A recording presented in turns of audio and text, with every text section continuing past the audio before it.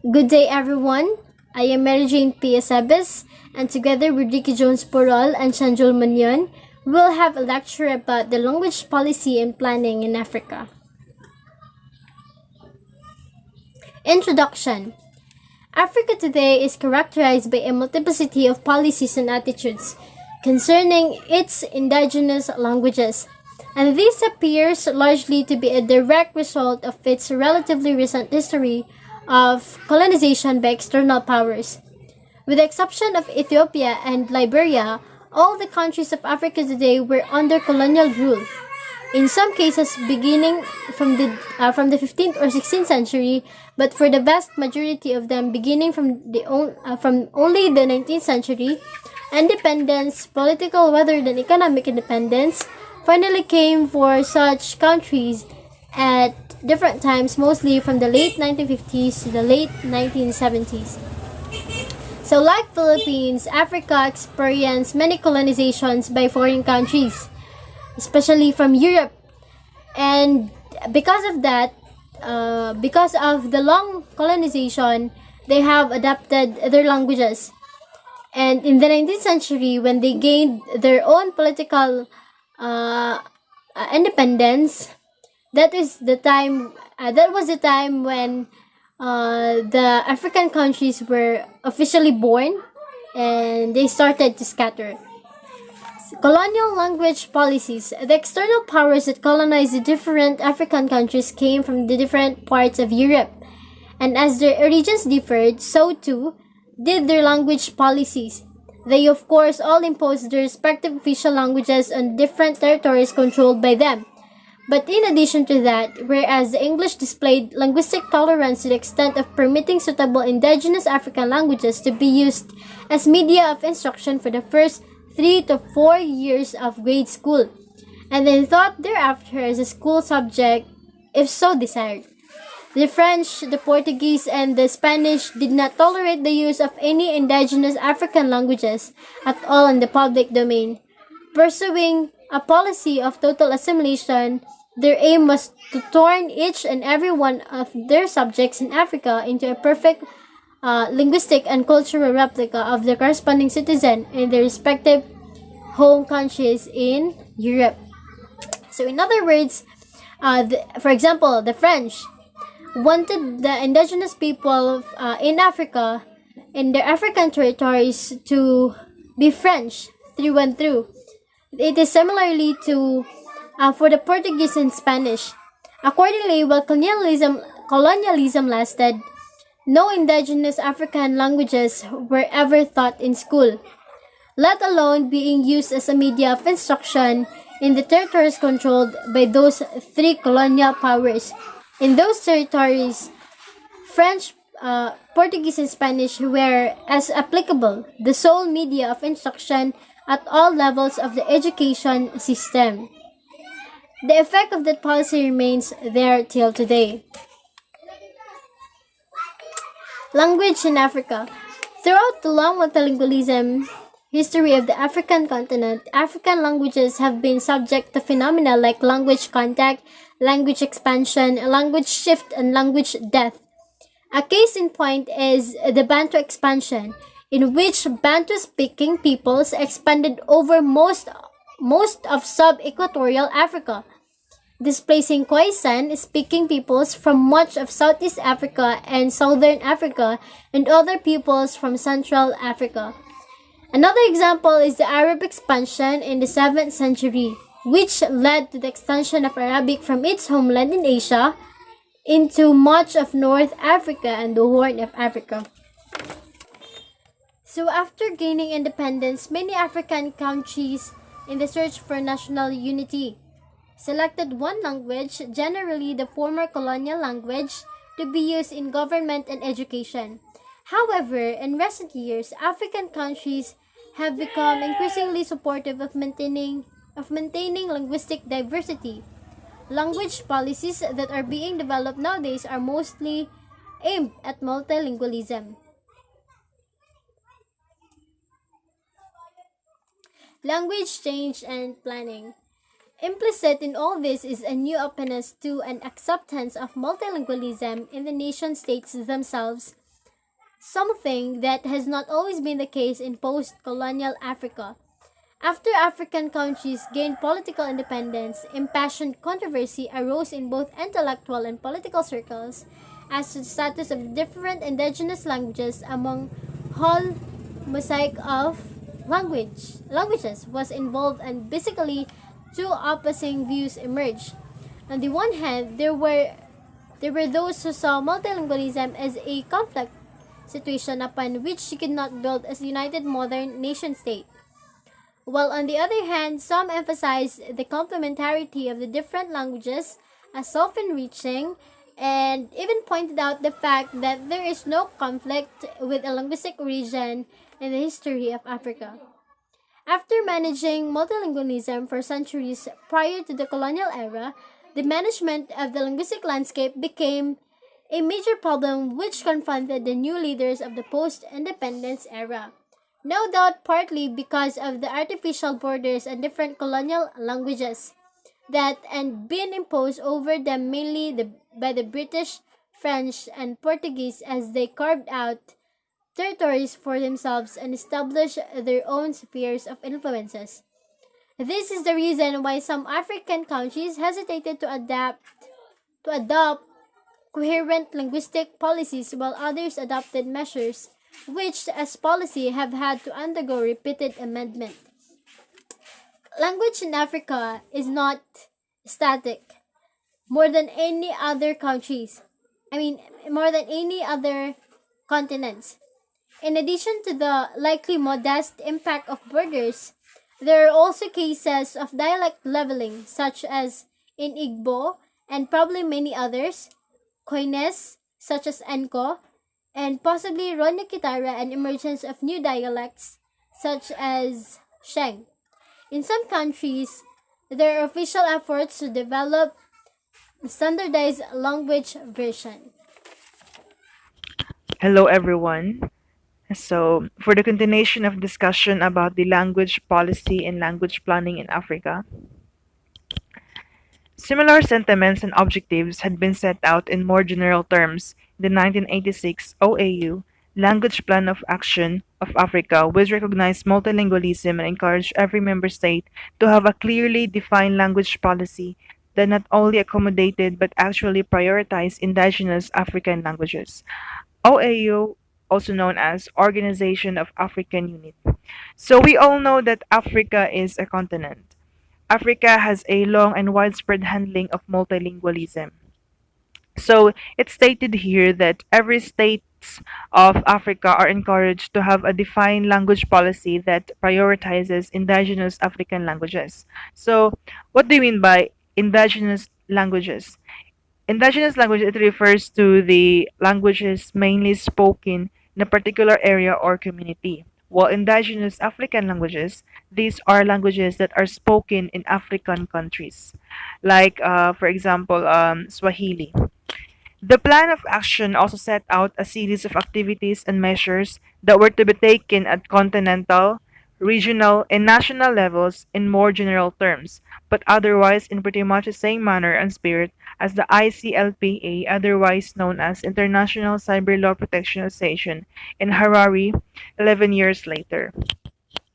By the time the Harare Conference was held, there had been a lot of debate and many resolutions, recommendations, and plans adopted to promote and use the languages of Africa in all spheres of life, including public life and education, and to recognize and accommodate all of this within a conducive and comprehensive policy framework by appropriate legal provision that would enhance their status and make their promotion possible or easier in many practical ways. So, 51 out of 54 countries had participated in the Harare Conference, and this is their first time gathering together.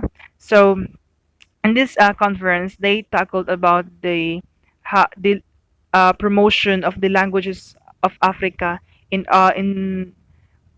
public life or in education. So they set plans. They also set plans and they provide recommendations for the successful promotion of Africa of languages in Africa. To that extent, Delegates to the Harare Conference in March 1997 did not set out to reinvent the wheel. Rather, they set out to address once and for all the problem of failure to follow up research and rhetoric with concrete actions, something that had happened again and again in the past. So, in the said conference, they also discuss the um, the possible problems that will arise, and so that they can have a backup plan and set out concrete actions. So next, so here, distortions in official, regional, and national language designations. So after independence, the emergent African states followed the Western tradition of labeling certain languages as official and others as regional or national. Distinction between official and national languages is not always clear, as these are described differently by different countries. So by the time that African countries gained their independence, they all have the rights upon deciding their own official languages. So Western way of labeling labeling of official languages have influence in the language planning of Africa. So, in practice, some of the languages designated as national languages are best described as regional languages, as they are restricted to regional use.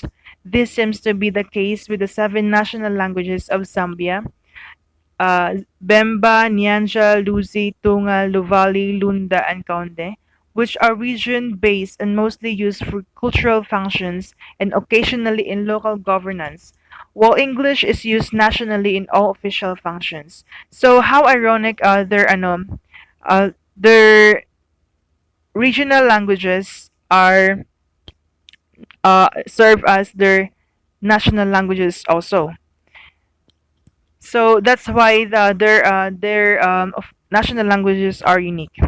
In South Africa, official government functions are almost exclusively performed in English, even though on paper 11 languages have been given official languages status. It is with this in mind that one should consider the following ethnologue. So they have 11 in South Africa. They have 11 languages, the official languages, but they use English as a medium of communication in the govern in the for the government functions. So we here in the Philippines, our official language is Filipino.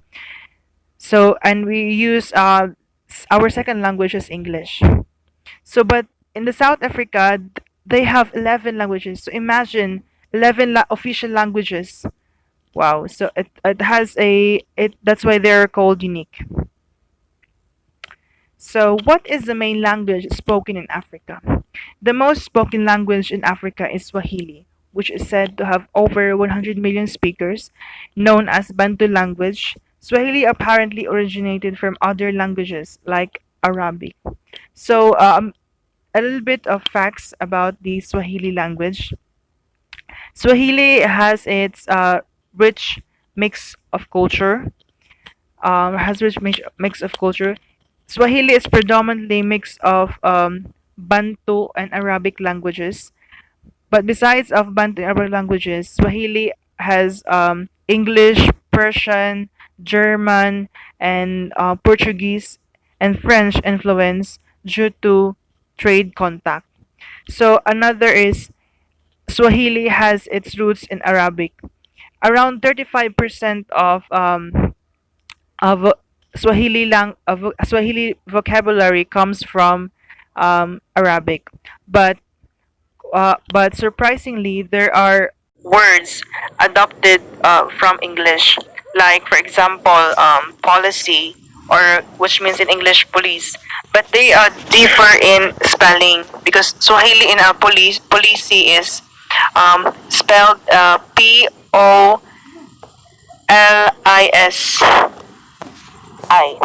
So that is policy. Spell in a Swahili language Polisi. Another example is radio and radio, which in English. They also differ in spelling, in spelling of the radio in Swahili. It's REDIO. E as in eagle. Eagle. How many spoken languages in Africa? Africa is a continent with very high linguistic diversity. There are an estimated 1,500 to 2,000 African languages. Several African languages are whistled to communicate over long distances. Individual languages such as Berber, Arabic, Igbo, Swahili, Hausa, Amharic, and Yoruba are spoken by tens of millions of people. About 100 of the languages of Africa are widely used for inter-ethnic communication.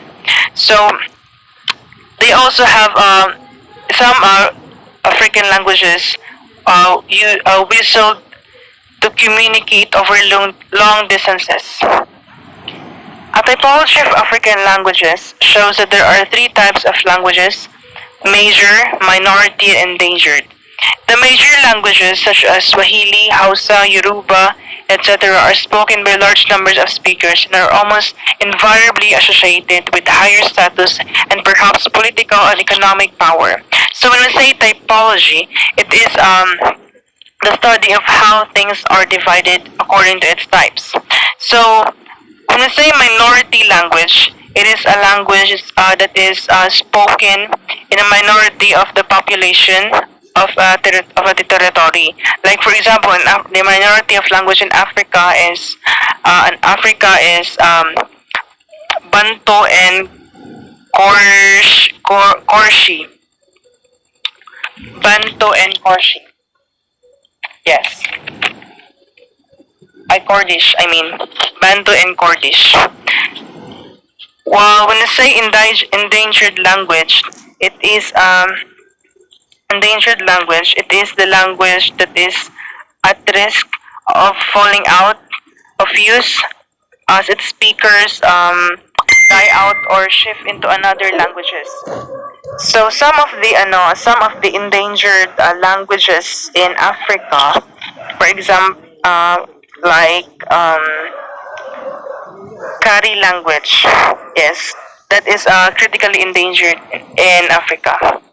So, in addition, English is used as of medium of communication in Africa for communicative purposes, as Negash 2011 states that English is an official language of the African Union and international language.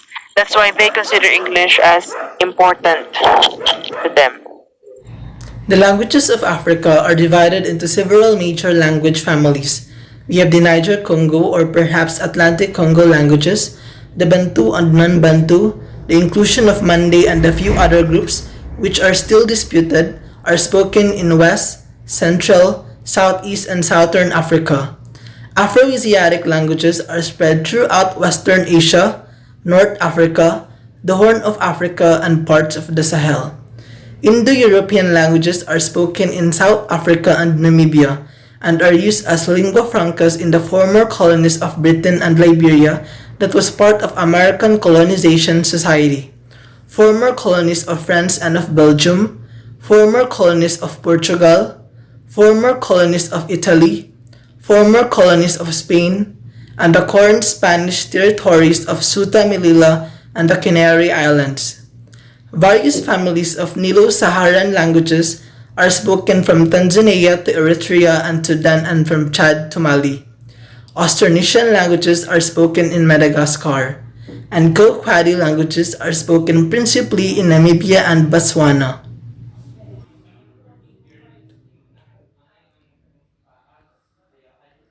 Here's the map of the major languages in Africa, showing the quantity of people who speak Niger-Congo, Khoisan, Nilo-Saharan, Afro-Asiatic, Indo-European, and Austronesian, corresponding to the color presented in the map.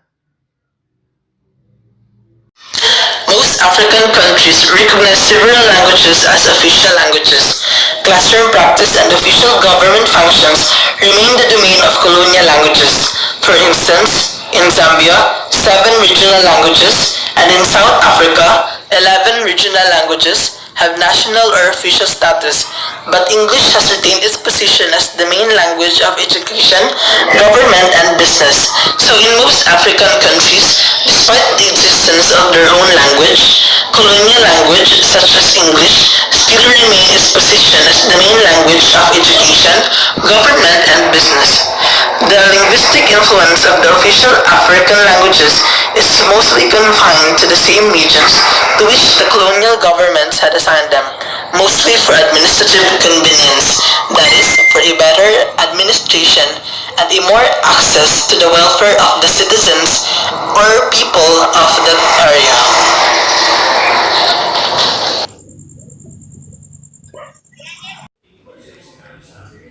List of languages of Africa. Angola, 1 official language, 7 national language, and 42 listed languages, 41 living, 1 extinct. Botswana, 2 national official languages and 28 listed languages. Cameroon, 2 official languages and 230 or 286 listed languages dialects. Congo Democratic Republic, 5 national official languages and 254 listed languages. Kenya, 2 official languages and 61 listed languages. Malawi, 1 official language, 2 national languages, and 14 listed languages. Mozambique, 1 official language and 43 listed languages. Namibia, 1 official language, 13 indigenous national languages, and 28 listed languages. Nigeria, 10 national official languages and 521 listed languages, 510 living, 9 extinct. The status of the other 2 languages is not stated, possibly because Ethnologue could not verify whether the languages are extinct or not. South Africa, 11 official languages, 13 listed languages, 24 living, 4 extinct. The status of the other 3 languages is not stated, perhaps for the reason given above. Tanzania, 2 national official languages, 120 listed languages, 127 living, 1 extinct. Lastly, Zambia, 1 official language, 7 national languages, and 72 listed languages dialects. References from African Language Policies, Language of Africa, Official Language Policies in Africa to Cascadilla Proceedings Project, Critical Perspectives in Language Planning and Policy in Africa, Accounting for the Notion of Multilingualism. So you can search them in their websites in this link. So the end. That would be all for today and for this lecture video, and I hope you learned a lot. We hope that you learned a lot from us. Thank you.